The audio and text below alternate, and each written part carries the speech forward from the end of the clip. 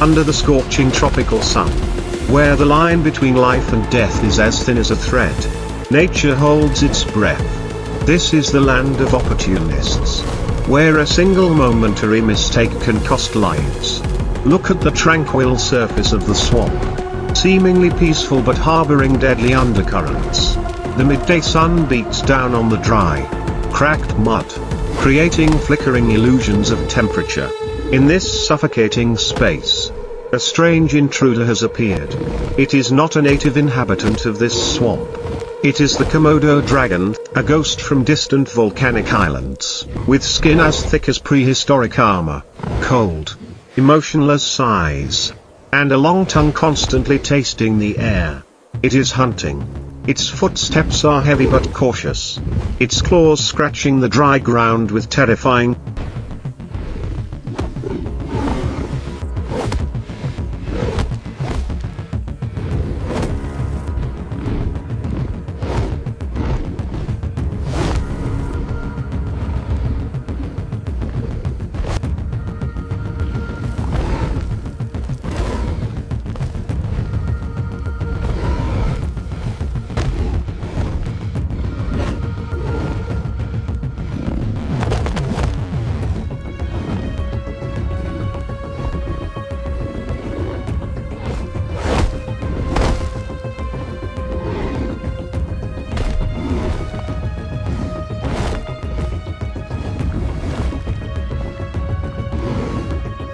sounds. It wasn't looking for small prey. Its ambition was far greater. It smelled decay, stagnant water, and most importantly, the scent of another predator. Beneath the lush green duckweed, a pair of glowing yellow eyes watched. It was the crocodile, king of the swamp. A master ambusher. A killing machine that had existed since the time of the dinosaurs. Two prehistoric monsters. Two apex predators in their respective environments, about to clash in a relentless battle for territory and survival. The silence was shattered in an instant, as the Komodo dragon daringly stepped to the water's edge. The crocodile, with the explosive power of tons of muscle, lunged from the black mud. A terrifying bite. The sound of teeth snapping together created a dry, echoing sound that reverberated through the forest.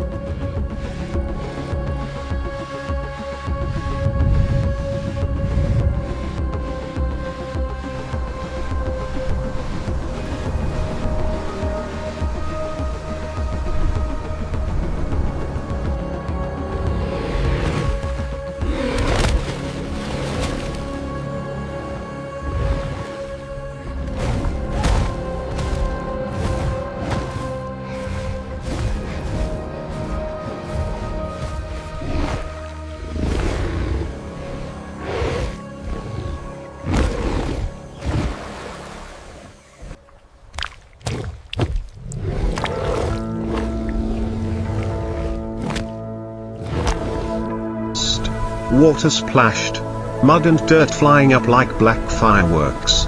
But the dragon, with the reflexes of a killer, narrowly dodged the deadly bite. The real battle had begun. No longer stalking. Now it was a clash of strength against strength. The crocodile, slow on land but a master of the water, tried to drag its enemy down into the swamp. It thrashed its body, its enormous tail lashing through the air, creating terrifying whistling sounds. But the Komodo dragon was no easy opponent. It used its razor-sharp claws to grip the crocodile's rough skin. Its teeth, full of venomous bacteria, sinking into its opponent's neck. Blood began to stain the murky water edge. A chaotic and brutal scene. Two colossal bodies coiled together, rolling in the mud. The crocodile's deep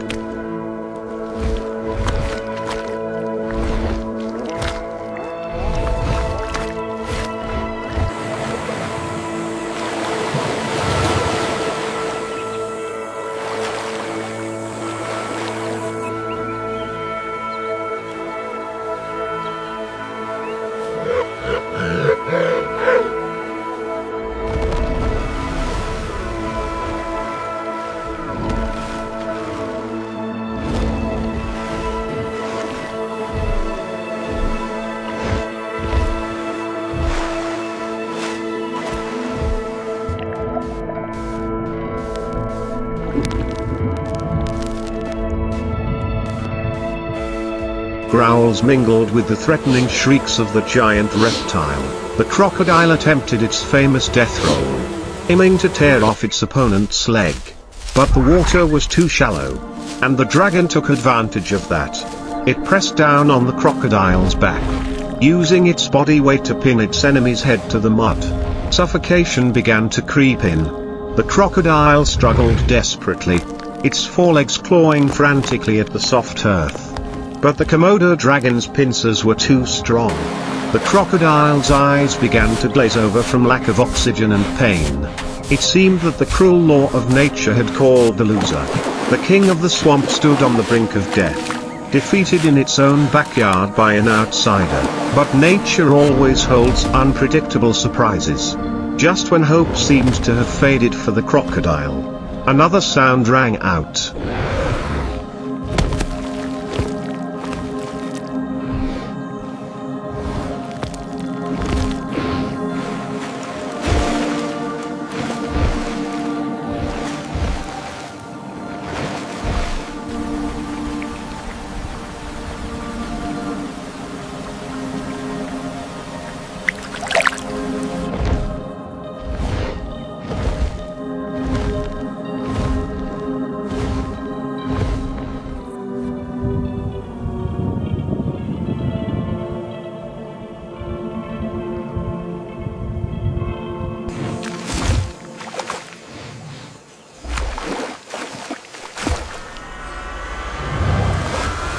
Drowning out the splashing water.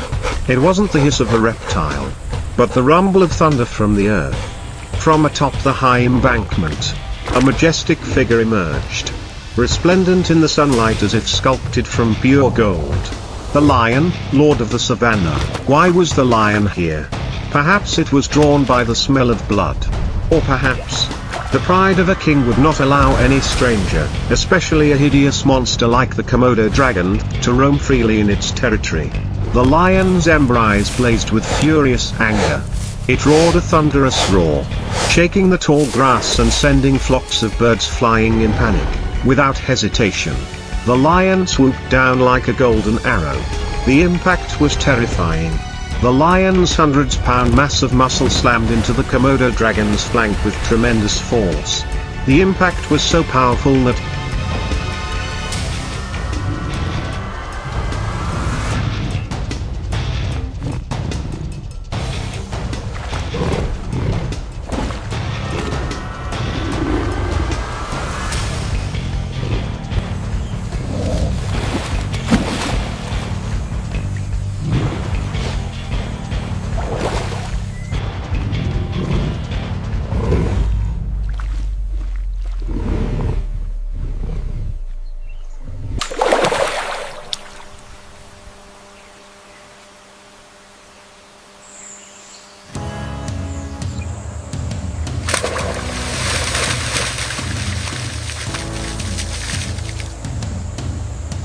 it flung the dragon off the crocodile's back, freeing its dying victim.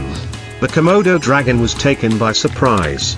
It scrambled to its feet, hissing menacingly, its forked tongue darting in and out in a show of vigilance. It realized that its opponent was not a slow prey, but a worthy enemy, even more dangerous.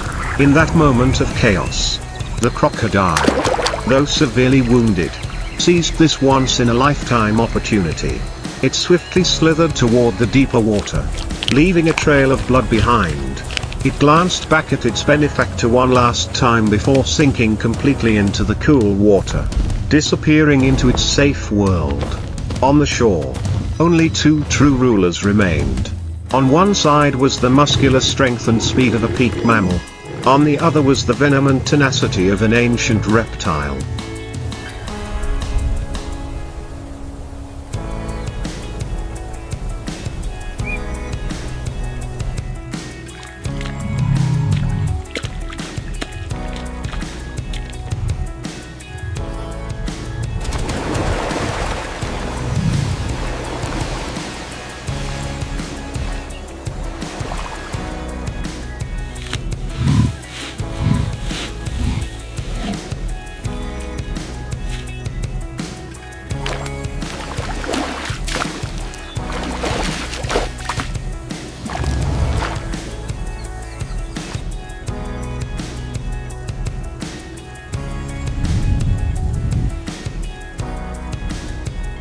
The stage had been cleared for the final showdown. The atmosphere grew thick.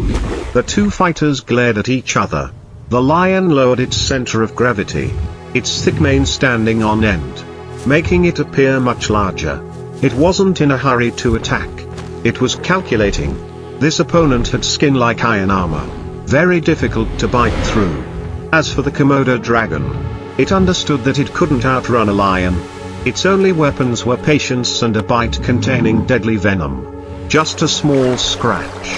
The venom would paralyze the lion's nerves and bring it down within hours. Both lunged at each other. A battle of speed and strength. The lion unleashed devastating blows with its front paws.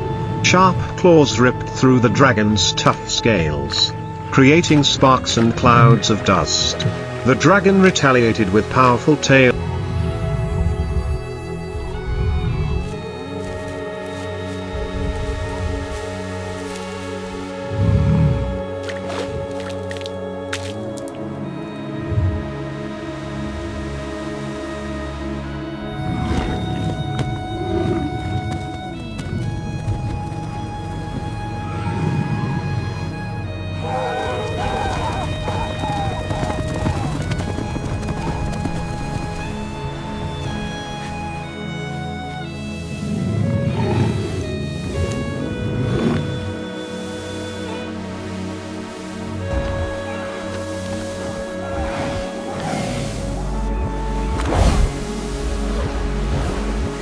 Whips like sledgehammers. The muscular tail struck the lion's ribs with a dull thud, causing the king of the jungle to recoil in pain. But the lion, a warrior of the vast savannas, possessed an agility unmatched by reptiles. It leapt high, dodging the dragon's bite, then landed right behind its opponent. The lion's long fangs found the dragon's weak point in its throat, where the scales were slightly thinner. It bit down hard. Blood gushed out.